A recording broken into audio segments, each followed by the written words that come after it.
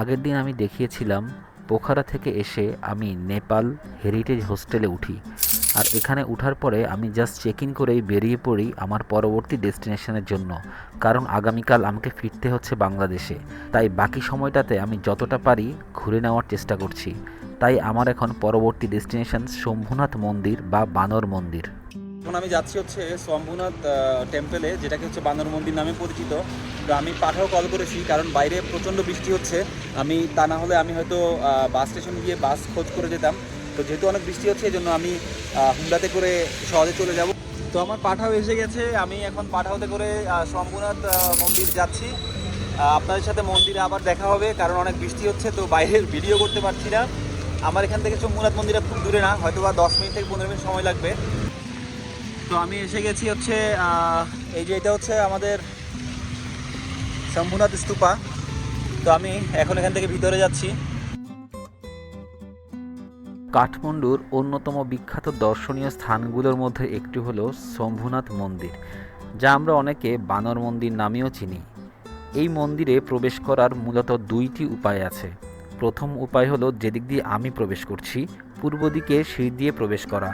এটি সবচেয়ে প্রাচীন এবং ঐতিহ্যবাহী পথ। এখানে প্রায় 450টিরও বেশি সিঁড়ি রয়েছে, যেটি পেরিয়ে আপনাকে উপরে মন্দির পর্যন্ত পৌঁছাতে হবে।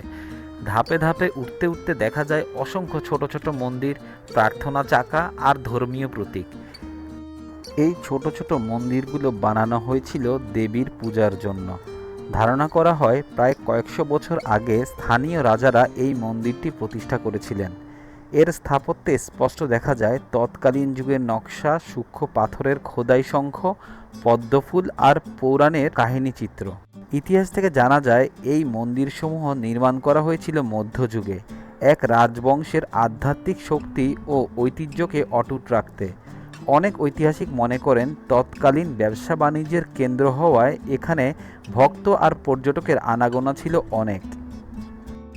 যদিও সিঁড়ি বেয়ে ওঠা একটি কষ্টকর মনে হতে পারে, কিন্তু উপরে পৌঁছানোর পরে যে দৃশ্য আমরা দেখতে পাবো সেটা আসলে এই কষ্টটাকে সম্পূর্ণ ভুলিয়ে দিবে। কাঠমান্ডু শহরের পুরো সৌন্দর্য এক ফ্রেমে দেখা যায় এই মন্দিরের উপর থেকে। দ্বিতীয় যে উপায় দিয়ে এই মন্দিরে ঢোকা যায় তা হলো গাড়ির রাস্তা দিয়ে পশ্চিম দিক দিয়ে প্রবেশ করা। এই পথে গেলে আপনি সোজা গাড়ি বা বাইক নিয়ে অনেকটা উপরে পর্যন্ত পৌঁছে যেতে পারবেন। যাদের সিঁড়ি বেয়ে ওঠা কষ্টকর মনে হয়, বিশেষ করে বয়স্ক বা ছোট শিশুদের জন্য এই রাস্তা অনেক সহজ। গাড়ি পার্ক করার পর সামান্য হেঁটেই মন্দিরের প্রধান অংশে পৌঁছে যাওয়া যায়। অর্থাৎ যদি আপনি রোমাঞ্চ আর ঐতিহ্যের স্বাদ নিতে চান তবে সিঁড়ি বেয়ে ওঠার পথ বেছে নিন, আর যদি আরামদায়ক ও সহজ উপায় চান তবে গাড়ির রাস্তা দিয়ে প্রবেশ করতে পারেন। দুই পথের ভ্রমণ অভিজ্ঞতা ভিন্ন হলেও দুদিক দিয়েই মন্দিরের আধ্যাত্মিক শান্তি আর কাঠমান্ডুর মনোমুগ্ধকর দৃশ্য আপনাকে একইভাবে মুগ্ধ করবে।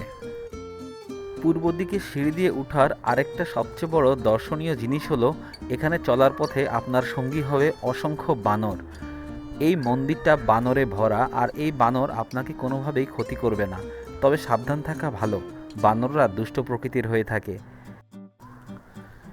বানরদের সাথে দেখা হওয়ার পরে যখন উপরের দিকে তাকালাম তখন রীতিমতো ভয় পেয়ে গেলাম। এতগুলো সিঁড়ি আমি কিভাবে পার করব। পোখারা থেকে জার্নি করে এসে আমি কোনো রেস্ট না নিয়ে চলে এসেছি শম্ভুনাথ মন্দিরে। শরীর অলরেডি অনেক বেশি ক্লান্ত ছিল। তারপর যখন সিঁড়ি ওঠা শুরু করলাম, প্রথম 50-60 ধাপ আমার কাছে অতটা কষ্ট মনে হয়নি, কিন্তু ধীরে ধীরে যখন আমি আরও কিছুটা উপরে উঠলাম আমার শ্বাস নিতে কষ্ট হচ্ছিল আর আমার পা কাঁপছিল, কারণ আমার শরীর ছেড়ে দিচ্ছিল। অনেক বেশি ক্লান্ত ছিলাম আমি। তার উপর যখন সিঁড়ি দিয়ে উঠছিলাম কিছু দূর পর পর খোলা বানর দেখতে পাচ্ছিলাম। এত কাছ থেকে বানর এভাবে খোলা আমি এর আগে দেখিনি, তাই আমি কিছুটা ভয়ও পাচ্ছিলাম। কিন্তু বানরগুলো আসলে কোনো রকম ক্ষতিই করে না। আমি তাদের পাশ দিয়েই হেঁটে চলে গেলাম। ধীরে ধীরে পার হতে হতে শেষ পর্যন্ত আমি মন্দিরের একদম কাছে চলে আসলাম। তবে সত্যি বলছি, 200-300 সিঁড়ি পার হওয়ার পরে আপনার শরীর ছেড়ে দিবে, আপনার উঠতে অনেক কষ্ট হবে, মনে হবে এখান থেকে নেমে যাই। কিন্তু এতটা দূর উঠে নেমে যাওয়ার জন্য তো আসিনি, তাই আমি আবার চলা শুরু করলাম। পিছন দিকে তাকিয়ে যে ভিউ দেখতে পারলাম সেটা আসলে মনটা ঠান্ডা করে দেয়। নেপালের পুরো ভিউ এই সিঁড়ির উপর থেকে। তো এটা হচ্ছে আমাদের টিকিট কাউন্টার। শম্ভুনাথ মন্দিরে আসলে এখানে সার্কভুক্ত যে দেশগুলো বাংলাদেশ, ইন্ডিয়া, শ্রীলঙ্কা এইসব কান্ট্রির জন্য হচ্ছে 50 রুপিস, আর যারা হচ্ছে বাইরের কান্ট্রি তাদের জন্য হচ্ছে 200 রুপিস। তো আমি এখানে টিকিট কাটলাম, এখান থেকে আমাকে এখন মন্দিরে ঢুকতে হবে। ধন্যবাদ ধন্যবাদ। তো আমি এখন বাকি সিঁড়িগুলো চড়ি।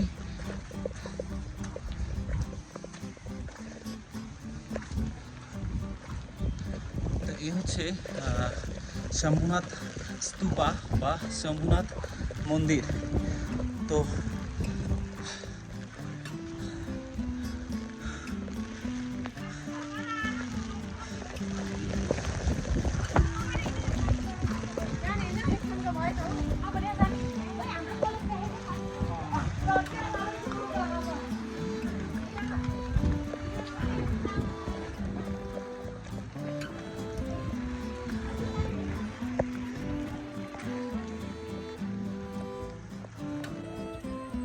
শম্ভু পুরাণ অনুযায়ী কাঠমান্ডু উপত্যকা হওয়ার আগে এখানে একটা হ্রদ ছিল, সেই হ্রদটার নাম ছিল নাগদা। ওই হ্রদে একদিন হঠাৎ একটা কমল ফুটে ওঠে, ওই কমলটা ছিল শম্ভু। শম্ভু নামের অর্থ হচ্ছে যেটা নিচ থেকে উৎপন্ন হয়।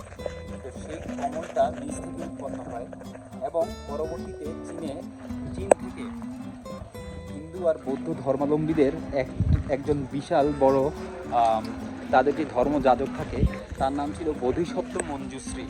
তিনি আসেন এখানে এবং তিনি ওই নাগদা হ্রদের জলটা নিষ্কাশন করেন। আর তখন সেই জল নিষ্কাশনের পরে সেখানেই যে উপত্যকাটা সৃষ্টি হয় সেটাই হচ্ছে আজকের এই কাঠমান্ডু। আর কাঠমান্ডু উপত্যকা হবার পরে যেই কমলটা নিচ থেকে উৎপন্ন হয়েছিল, মানে শম্ভু, যে কমলটা ছিল শম্ভু, সেই কমলটা এই পাহাড়টার উপরে এসে স্থির হয়। আর সেখানেই আজকের এই শম্ভুনাথ মন্দিরটার দখল করে। তো শম্ভু শব্দের অর্থ হচ্ছে বেসিক্যালি যেটা নিচ থেকে উৎপন্ন হয়। তো হিন্দু এবং বৌদ্ধ ধর্মাবলম্বীদের মতে এই মন্দিরটা নিচ থেকে উৎপন্ন হয়েছে এবং কাঠমান্ডু উপত্যকাটা সৃষ্টির পিছনে বোধিসত্ত্ব মঞ্জুশ্রীর সবচেয়ে বড় অবদান ছিল। আর আমাদের উঠার পথে এবং এই মন্দিরের ভিতরে অনেকগুলো বানর দেখেছেন। তো এই বানরগুলোকে এবং বৌদ্ধরা অনেক পবিত্র মনে করে, কারণ তাদের ধারণা যখন বোধিসত্ত্ব মঞ্জুশ্রী এই নাগদা যে হ্রদটা, এই হ্রদের জলটা নিষ্কাশন করছিল, তখন সে কাজে এতটাই ব্যস্ত হয়ে পড়ে যে সে তার চুলের কোনো যত্ন নেয় না। তো তার চুল অনেক বড় হয়ে যায় এবং চুলে জট ধরে যায় এবং তার চুলে হয় অনেক পরিমাণে উকুন। তো সেই উকুনগুলো পরবর্তীতে এই বানরের রূপ নেয়, যে কারণে হিন্দু এবং বৌদ্ধ ধর্মাবলম্বীরা এই বানরগুলোকে অত্যন্ত পবিত্র মনে করে। এই মন্দিরটির নির্মাণ শুরু হয় লিচ্ছবি যুগে, আনুমানিক খ্রিস্টপূর্ব ৫ম শতকে। তখনকার রাজা ঋষিদেব এটি নির্মাণ করেন, যিনি মানদেব নামেও পরিচিত ছিলেন। পরবর্তী শতাব্দীগুলোতে বিভিন্ন রাজা, যেমন রাজা প্রতাপ মল্ল, স্তূপটি সংস্কার ও সম্প্রসারণ করেন। তিনি ১৭০০ শতকের দিকে পূর্ব দিকের সিঁড়িগুলো আর অন্যান্য মন্দির নির্মাণ করেন। শম্ভুনাথ একটি ইউনেস্কো বিশ্ব ঐতিহ্যবাহী স্থান, যা নেপালের ধর্মীয় সহনশীলতার প্রতীক। এটি বৌদ্ধদের, বিশেষ করে নেওয়ার বজ্রযান সম্প্রদায়ের কাছে অত্যন্ত পবিত্র। একই সঙ্গে হিন্দুদের কাছেও এটি গুরুত্বপূর্ণ, কারণ এখানে হরতী দেবী, সরস্বতী, গণেশ সহ হিন্দু দেবদেবীর মন্দির রয়েছে।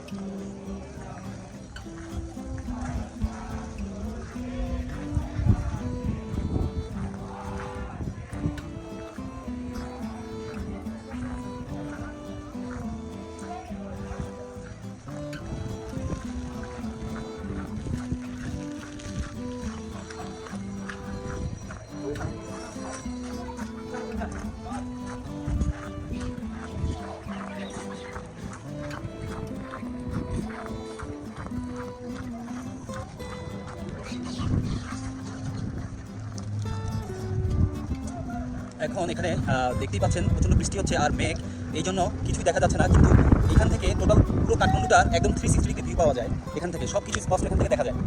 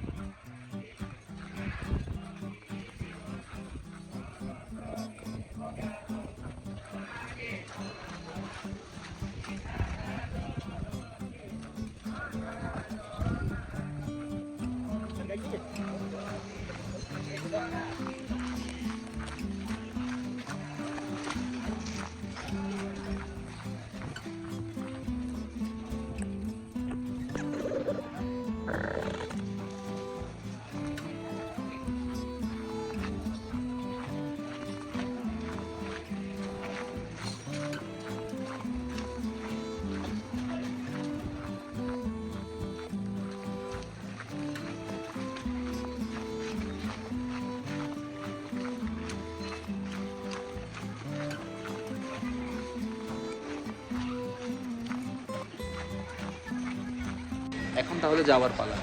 এখন আমরা ফিরে যাব ঠিক আমরা যে পথে এসেছিলাম। দেখুন আমার পিছনে হেঁটে যাচ্ছে কি বানর। এখানে বানরের খুবই অবাধ বিচরণ, দেখতেই ভালো লাগে। ছোট ছোট বড় বড় অনেক বানর এখানে আমি দেখেছি। নেপাল ট্যুরের আজকে হয়তো এটাই শেষ জায়গা যেটা আমি ভ্রমণ করছি। আবার দেখা হবে অন্য কোনো ব্লগে। আমার সাথে থেকে সবাই আমাকে সাপোর্ট করবেন, লাইক, শেয়ার এবং সাবস্ক্রাইব করতে ভুলবেন না, এবং ওই পাশে থাকা বেল আইকনটি বাজাতে ভুলবেন না, যেন পরবর্তীতে আমার কোনো ব্লগ আসলে সেটা যেন প্রথমে আপনি দেখতে পারেন। তো এখন নামার পালা। নামছি আর দেখতেছি কাঠমান্ডু শহরের অসাধারণ দৃশ্য। এখন আমাকে এখান থেকে 425টা সিঁড়ি নিচে নামতে হবে, এবং এই সিঁড়িগুলো কিন্তু মানে এত উপরে যে আপনার 450 একসাথে তো দেখতেই ভয় লাগে। এবং এটার মধ্যে এখন যেহেতু বৃষ্টি হয়েছে তো খুব সাবধানে পা ফেলতে হবে, তা না হলে পা পিছলে পড়ার সম্ভাবনা আছে। আর এখান থেকে পা পিছলে পড়লে একটা বড় ধরনের দুর্ঘটনা ঘটতে পারে। তাই এখানে কেউ উঠলে যখন নামবেন অবশ্যই পাশের রেলিংটা ধরতে ভুলবেন না। পাশের রেলিংটা ধরে তবেই নিচে নামবেন, তাহলে আপনারা সেফ থাকবেন, কোনো ভয়ের কিছু থাকবে না। দেখেন এখান থেকে একবার কাঠমান্ডু শহরটা দেখে নিন, অসাধারণ একটা সুন্দর শহর।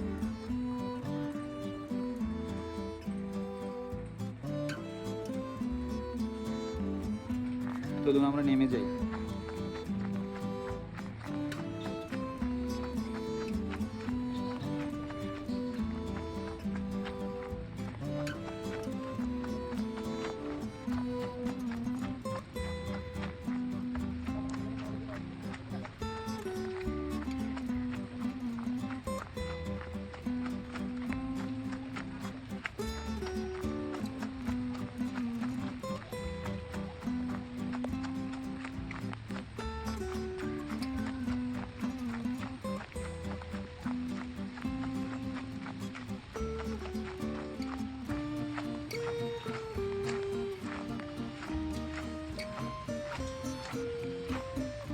দেখতে দেখতে আমরা প্রায় পুরোটা পথ নেমে আসলাম।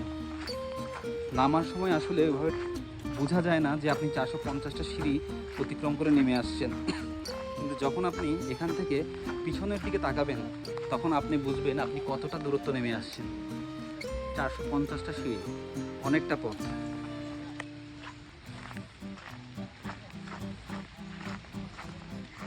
তবে এই মন্দিরটা কিন্তু অত্যন্ত সুন্দর, অনেক সুন্দর একটা মন্দির এটা। এখানে যে বৌদ্ধ যে মূর্তিগুলো আছে এগুলোও দেখার মতো, অনেক সুন্দর, সবগুলো মূর্তি অনেক সুন্দর।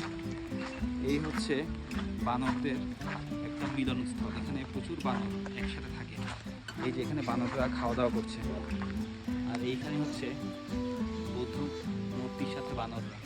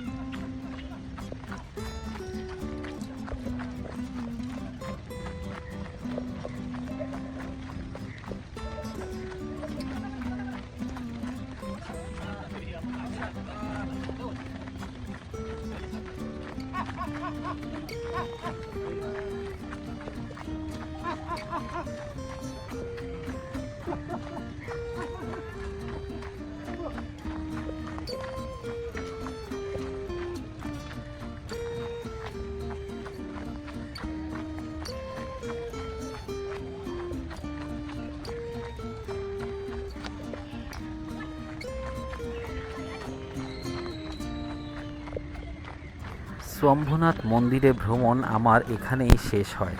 এরপর এখান থেকে আমি ঠিক একইভাবে একটা পাঠাও ধরে আমার হোটেলে ফিরে যাই, আর সেখানে গিয়ে আমি আমার লাঞ্চটা সেরে ফেলি, আর তারপর হোটেলেই বাকিটা সময় কাটাই। এভাবেই আমি আমার নেপাল ট্যুরের শেষ দিনটা পার করি। এখন পর্যন্ত যদি আমার সাথে থেকে থাকেন তাহলে সামাজিক কাজটা করে ফেলুন, সাবস্ক্রাইব করে বেল আইকনটাতে ক্লিক করে দিন যেন আমার পরবর্তী ব্লগ আপনারাই প্রথমে দেখতে পান। সবাই ভালো থাকবেন, সুস্থ থাকবেন। আল্লাহ হাফেজ।